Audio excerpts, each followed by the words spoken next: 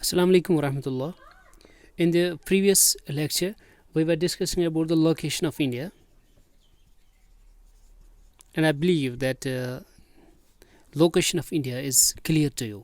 Now, in this second lecture, we will be discussing about the size of India.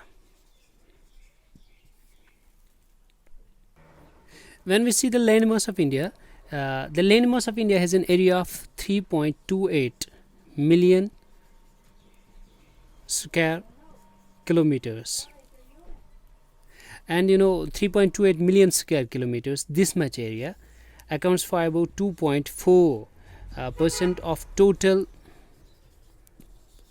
geographical area of world. What we mean by this is simply considering the total area of the world to be 100%. Out of 100%, India occupies it is 2.4%. Simple.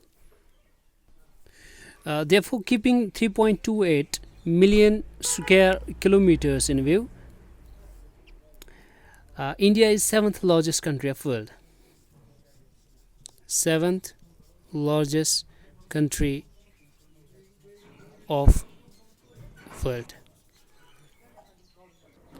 In this chapter, India size and location, there are some statistical values which you have to remember, and besides these statistical values, there are indeed what we call the technical concepts.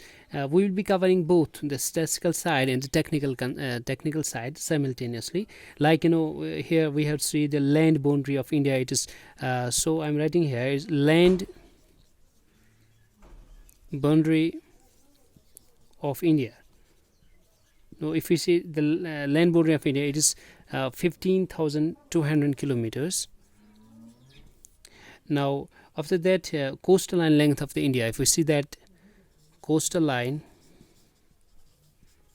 length of India, it is 7,516 kilometers. Almost it is half. But including, you must be knowing this, including Andaman and Nicobar Islands, and Lakshadweep Islands. And time lag from Gujarat to Arunachal Pradesh, there's a time lag of 2 hours. That means if we consider the Indian map, towards the extreme eastern side, if there's a place A to be called as what we call Arunachal Pradesh, and to the extreme western side there's a place Gujarat. So if it is A, it will be called as B. There's a time lag of 2 hours. That simply means if it is 5, no, it's I'll consider 7. Let it be. If it is 7 a.m. in the morning here at Arunachal Pradesh, it will be definitely 5 a.m. here at Gujarat. How this is all, we'll be seeing this in incoming slides, in incoming videos. One more thing you have to remember here, from north to the south of India, the length extent of India, it is 2,933 kilometers. It is from north to the south. The total length of the India is 2,933 kilometers, and from west to the east, the total length is 3,214 kilometers. These points here, you have to remember all these points. Now we will see the India's neighbors. So for this, to demarcate the India's neighbors, I have to sketch the map of India. So this is the map of India. I know you got a smile on your face after seeing this. So see here, this is the Pakistan from the side. But remember this point, when we are supposed to draw any map, we must be very clear regarding the directions. This is north, this is south from this side, this is east, and this is west. So see, it is Pakistan from this side, we can call it northwestern side, right? It's Pakistan from this side, and the China from this side, we can call it northeastern side.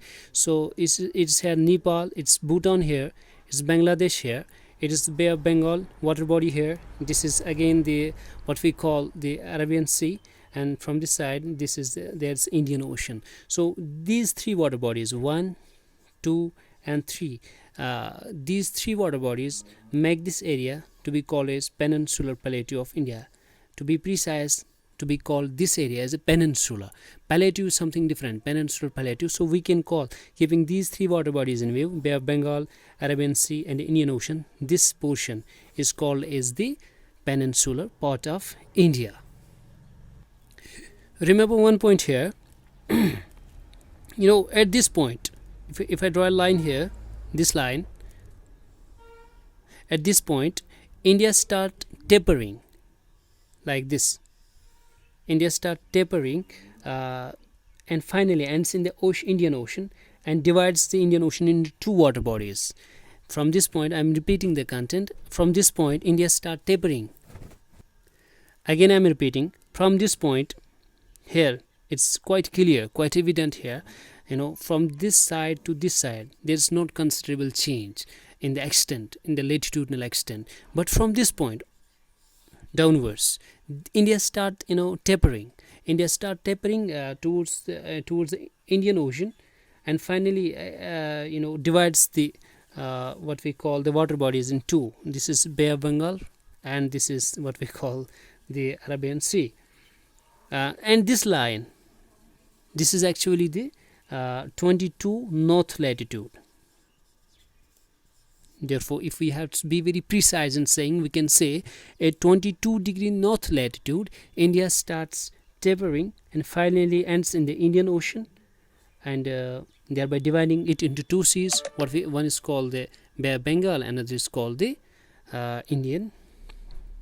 what we call Arabian Sea. So you must be also remembering one important point which I was forgetting to mention here. This is Sri Lanka, we all know that, and this is the India. The two we know. This India and Sri Lanka, they are separated by a strait, S-T-R-A-I-T. They are separated by a strait that we call the Park Strait. Now there is a term here, strait. What we mean by strait is simply it's that it's a narrow water body. It's narrow water body which connects two bigger water bodies, or we can say is that narrow water body which divides the two bigger land masses. So we will be very practical here. This is the one landmass L1 and this is another landmass, it's L2. So there's a narrow water body here which is separating the two, L1 and L2. This is called strait. This particular strait here is called as Park Strait. Now in another way we can say there's a one bigger water body here, W1, and another bigger water body from this side, W2. So it is as I mentioned to you, it is the narrow street of water, narrow water body which connects the two bigger water bodies, this and this, W1 and W2, or it separates the two bigger land masses, it's L1 and L2. I hope it's clear to you. So therefore the name of the strait is Park Strait, which divides the Sri Lanka from the India.